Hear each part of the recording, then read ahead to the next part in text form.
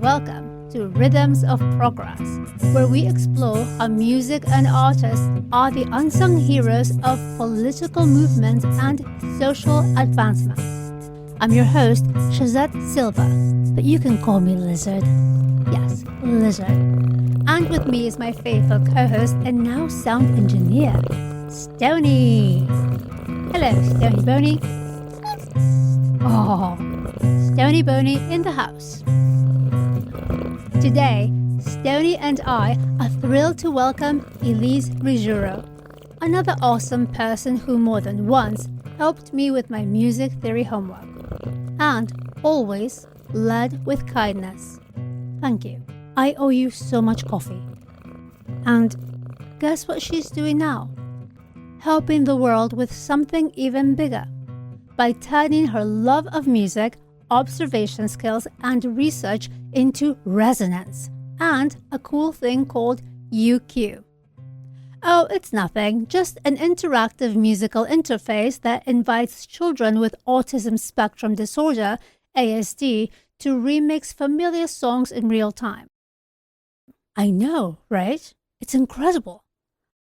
But it does more than play music. It hands them the conductor's baton to explore emotional expressions, sensory engagement, and rhythm-led autonomy. Talk about music making a difference. Alright, but let's back up a bit. ASD, or Autism Spectrum Disorder. What is that? Well, it's a neurodevelopmental condition that shapes how a person communicates, interacts socially, and experiences the world. I know, it's kind of a long word, so neurodevelopmental condition is just a fancy way of saying the brain works differently. It's not a glitch in the system, and people with ASD are not broken. Think of it like this. Ever stay at a hotel or a friend's house, grab the TV remote to watch your favorite show, and you cannot even work the very basic functions because it's different from the one you have at home, or use someone else's computer or car. The buttons and settings are in a different place, but everything works. What makes it difficult for people with ASD is that the world is not set up to accommodate all our diverse brains. I know I said the D word. Diverse. So, people on the autism spectrum may struggle with social cues, have trouble managing emotions, or struggle with sleep disturbances.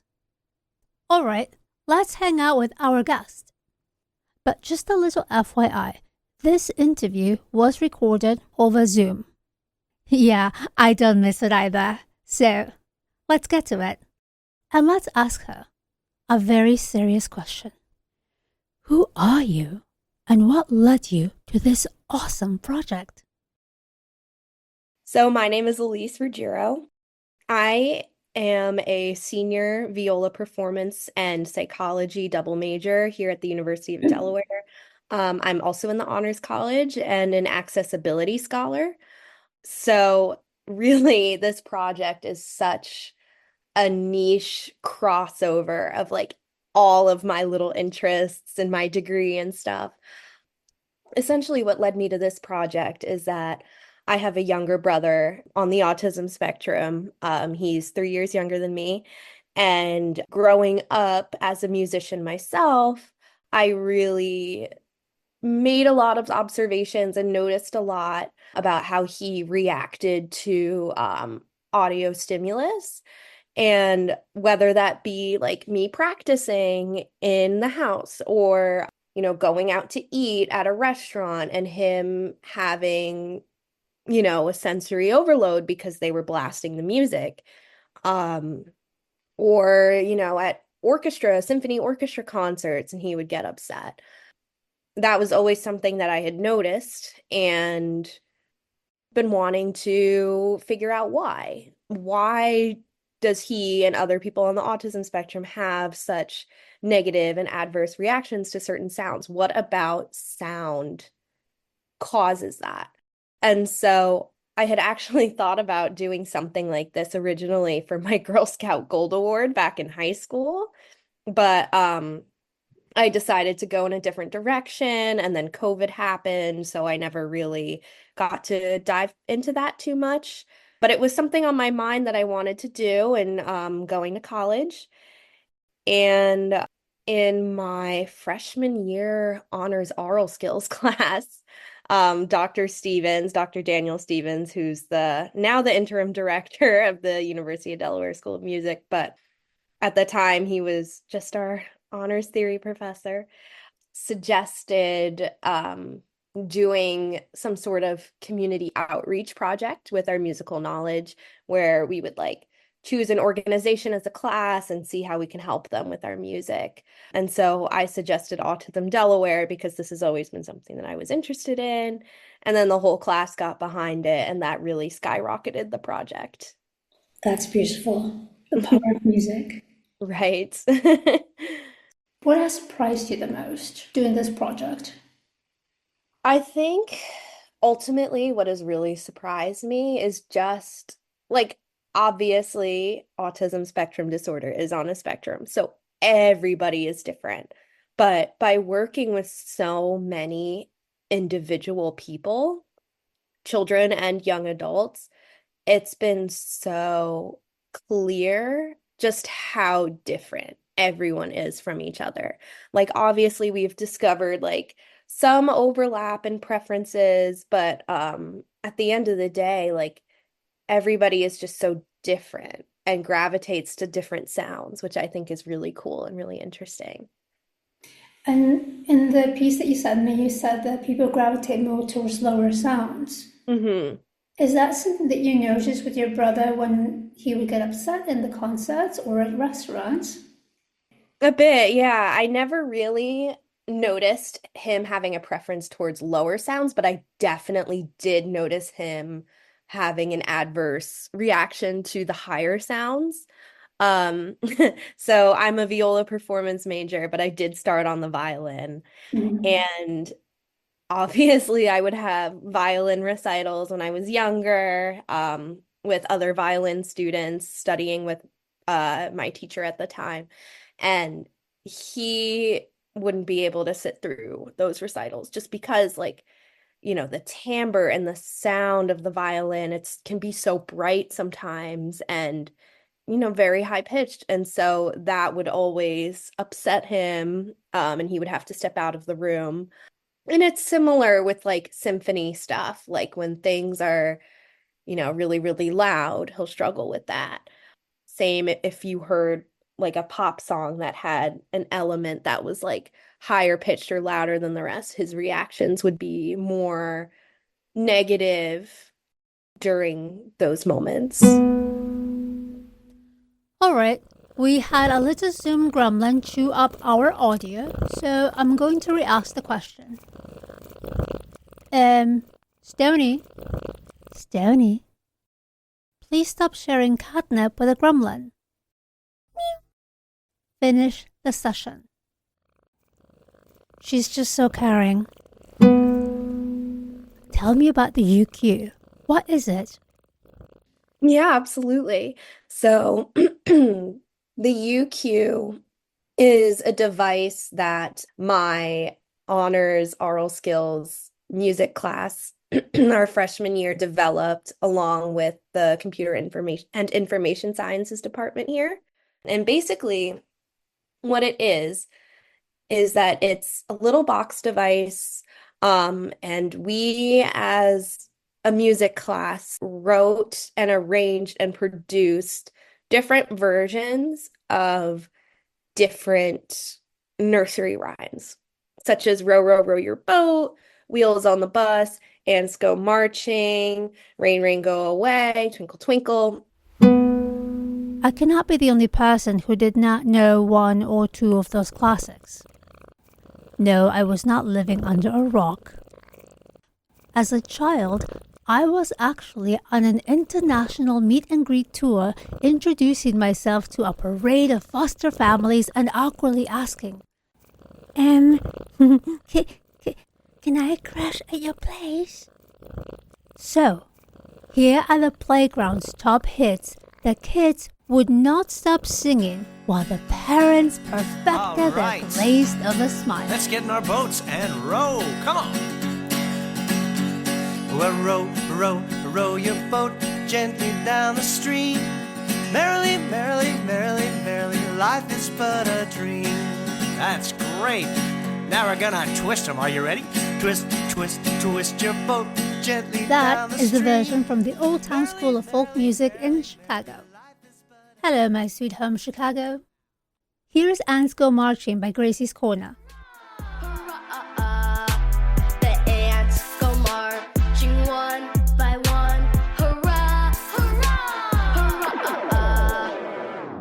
See the ants and they're marching. See the ants and they're marching. See the ants and they're marching. Pack 'em up, march, keep it in step, march, march. And the same keep it in song step. by the Laurie Berkner Band. Same song, different moods. Wait, are we getting into music therapy? The ants go marching one by one, hurrah, hurrah. The ants go marching one by one, hurrah, hurrah. The ants go marching one by one. The little one stopped to suck his thumb, and they all go marching down into the ground to get out of the rain. Boom, boom, boom. The ants. This next song is Rain, Rain, Go Away from Doggyland by Snoop Dogg. That's right, Snoop Dogg. And I remember when he called me and was so excited about it, and I thought, cool title. Actually, we've never met, but maybe one day. Can you imagine? Snoop, Lizard, Stoney. The sister. I think there's a Guess I'll be record the there. brother. Let's do it! Are you ready? Yeah! Here we go. Rain, rain, go away. Come again another day. Daddy wants to play. Rain, rain, go away. Rain, rain, go away. Come again. And lastly, we have Twinkle, Twinkle, Little Star by Sarah Bareilles and Big Bird. I heard Elmo and Big Bird and all of my friends over there got into politics. And I'm sorry that the politicians were so rude. I think they missed some of the lessons. They should listen to this song and take a nap. Twinkle, little star, how I wonder where you are. I put my head on the pillow at night. I look up and there you are shining bright at me. And you help me sleep easy. Songs like that. Because we did reach out to the Autism Delaware organization here and had families tell us like what songs that their kids would want to hear or what sounds they seem to like. And so we use that information to go about production and composition. So we have 3 different melody layers, 2 different harmony layers, 3 different additional melody layers, different percussion tracks, different bass tracks. And so there's a button that's paired with each of those tracks. And so if you push the button for each, it'll switch through like what harmony layer you're hearing or what melody layer you're hearing. And when making these, we had sort of an idea in mind where we would test for variables. So we would have a high-pitched melody, we would have a medium-pitched melody, and then a low-pitched melody, and then a more active rhythmic harmony versus a more sustained pedal tone harmony. So we do have those elements in for testing. So that has been a really interesting experience. Let's hear their version of Row, Row, Row Your Boat.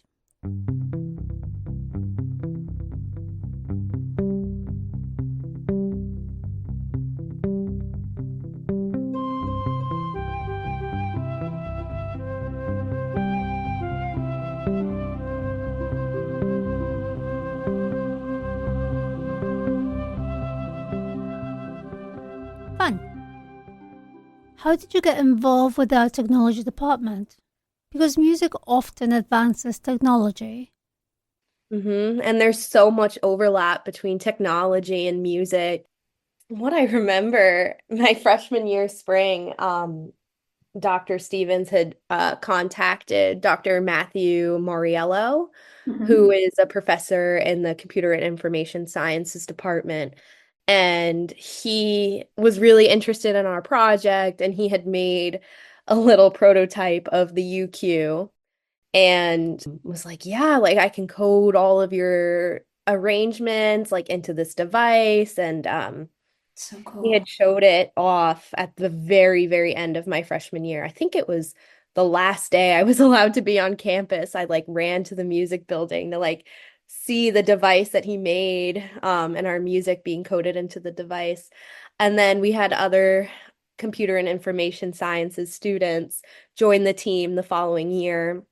We have Abhishek Karwankar, who is a PhD student in the department, and he has been on the project for about 3 years now, 2 to 3 years.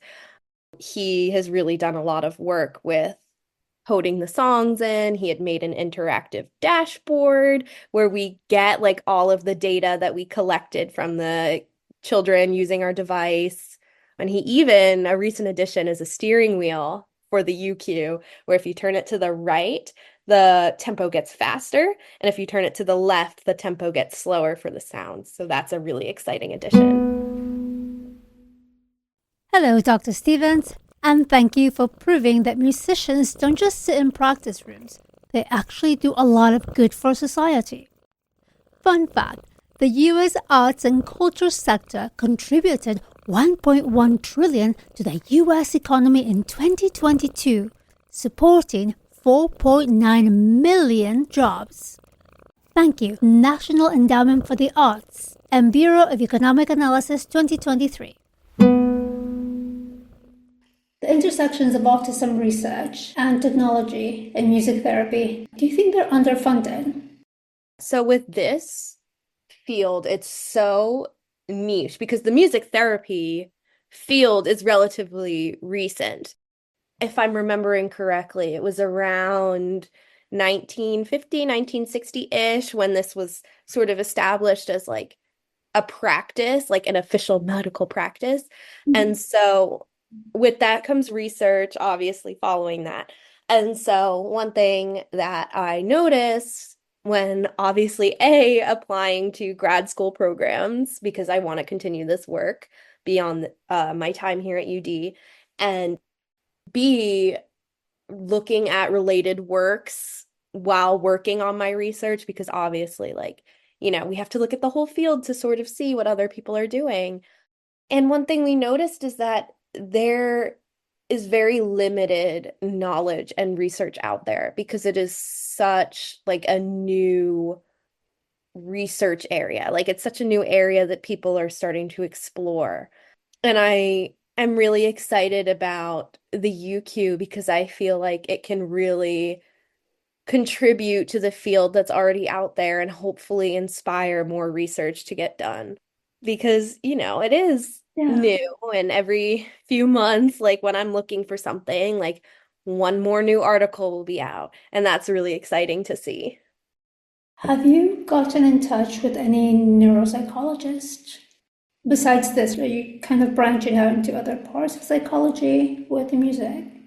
So our team, specifically Dr. Stevens and Dr. Moriello, have talked to a couple professors in the psychology department about our project, and they're definitely interested. I think a lot of them are more clinically based rather than like we're going to use this device as like a therapeutic practice and like see how we can aid like the music therapy fields already out there. But it's definitely something that like we really want to engage the psychology department here at UD, with, just because it is something like it already is an interdisciplinary project. So, why not bring in another discipline? Like, why not involve another field? And as a psychology major, I'm seeing a lot of valuable and I'm hearing a lot of valuable information in my classes that I'm like, oh, like I can contribute this knowledge to the project. So that's something that I really want to push for for my final few months here. I think you can. There's got to be a way to push forward for it because we use music to emotionally regulate. All of us do. Welcome to When Laws Catch the Beat. Turns out, music and autism research aren't just changing lives, they're literally changing laws. In the US, autism went from an overlooked diagnosis to front-page policy with the Combating Autism Act of 2006. That set the stage for the Autism Cares Act, just renewed in 2024, dropping $2 billion into research and services. Then we go to Ryan's Law in South Carolina that forced insurance companies to actually cover therapy for kids with autism. Meanwhile, in New York, Jonathan's Law made sure parents got told what's happening with their autistic child in state care.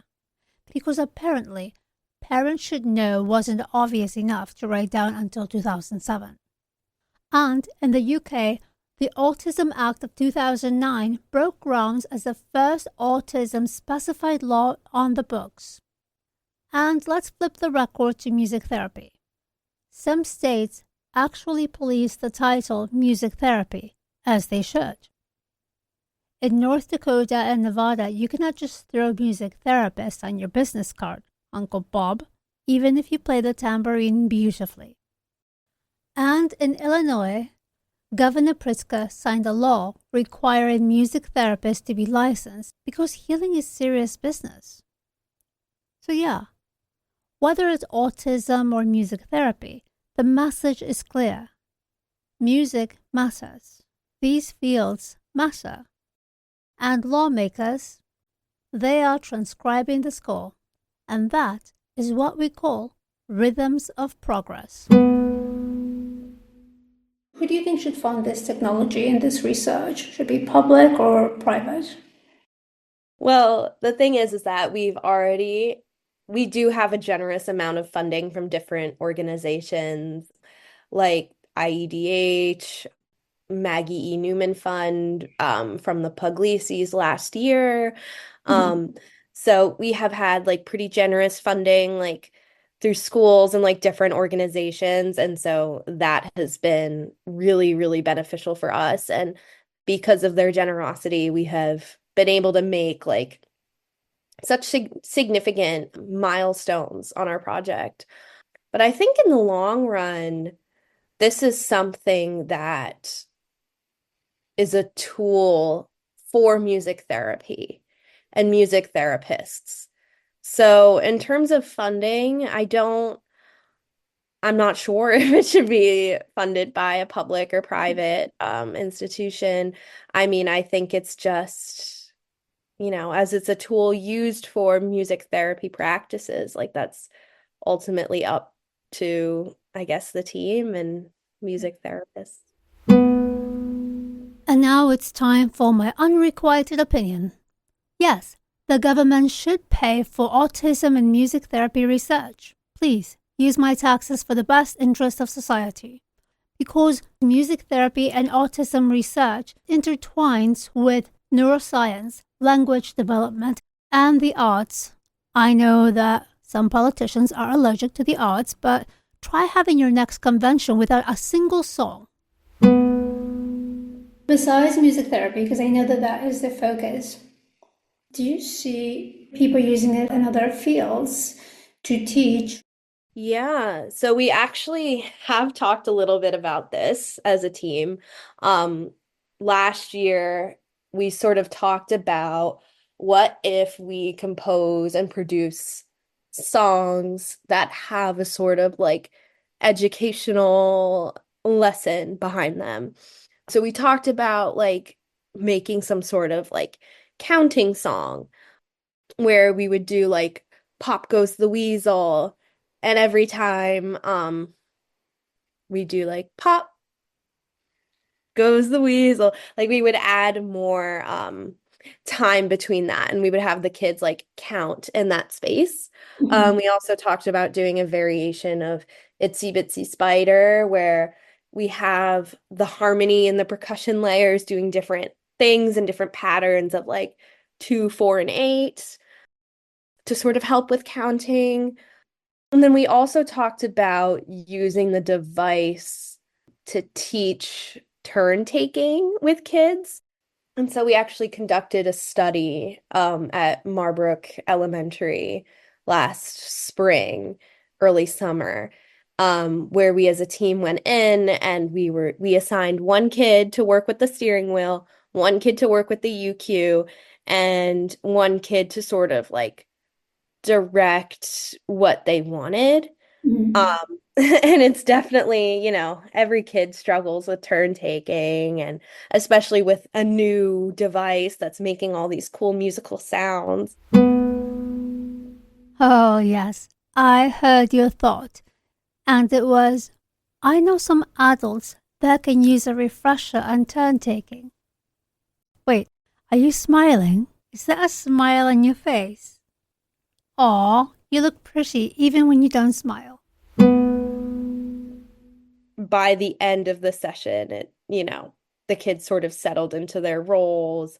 And so, yeah, like this is a device that not only can be used for music therapy, but can be used to teach counting or turn taking and even other sort of skills that we haven't thought of yet. So that's exciting to me. I think it could be used for people with different learning abilities, such as ADHD. Speaking of Totally. that, it's like, I could use that. So. Yeah, absolutely. And, for me, like, I'm 22 years old. I'm just now sort of coming to the conclusion after, talking to some of my doctors and doing some self-reflection that I also have ADHD. So this is something that is interesting to me too. So. Yeah. Oh, I knew that about you. Did you? Yeah. No, I'm kidding. No, I think that I'm not. I can kind of tell who has it. It's like, but first of all, congratulations on knowing that there's freedom that comes with knowing how you learn, because the educational system isn't always catered towards people who learn differently. Now that you know that you have ADHD, has it changed your process for the uCue? Honestly, this is such like a new thing for me, like coming to terms that I, do have this, and like this is something that like I have to understand about myself when like doing my work and learning, that I haven't really applied that knowledge to the uCue yet. And I think that's something that can be extremely valuable to look at. Like, how can the uCue not only benefit people on the autism spectrum, but how can it positively impact the neurodivergent community as a whole? And I know that, sensory sensitivities, specifically audio sensory sensitivities, are not limited to people on the autism spectrum. Like, it's also common for people with ADHD to have that, and a bunch of other things too. So that's something that, I'm definitely interested in diving into more in the coming months. What does ADHD stand for? Attention Deficit Hyperactivity Disorder. Knowing you have ADHD or anything else is like having a manual about how your brain works. But it's more for other people so they know how to help you. So congratulations to Elise and to anyone else out there who has a different way of learning. We spend so much time getting to know all of the cool things our phones do. Get to see how you learn and how you memorize.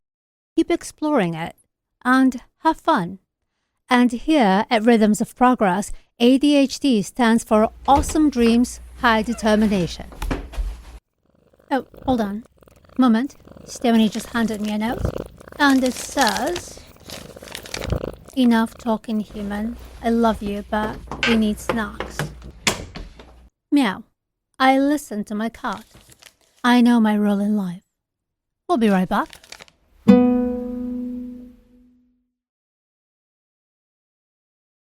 Hey, Do you believe autism comes in just one flavor?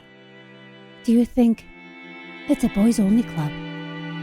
Have you ever caught yourself saying, She can't be autistic. She makes eye contact. She can't be autistic. She's too social. if so, you may be suffering from outdated diagnosis disorder, also known as ODD, ODD, a chronic condition treatable with just a bit of knowledge.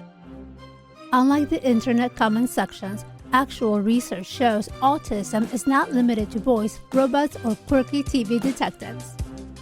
Possible side effects of learning may include realizing girls, women, and non-binary folks exist on the spectrum, unexpected empathy attacks that brightens your weekend, random acts of kindness towards people you misjudged.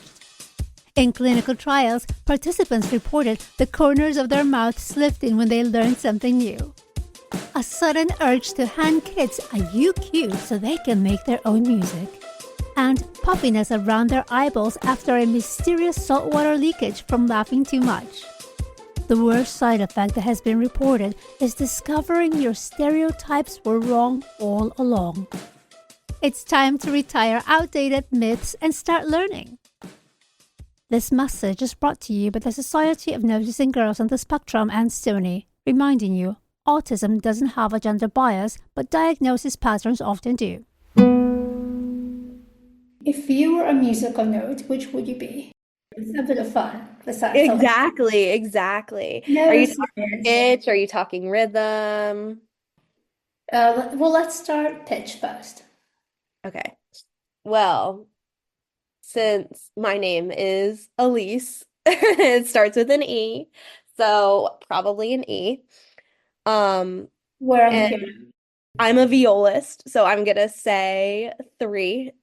Because so for the string players out there, the viola's C string is something that really distinguishes it from the violin.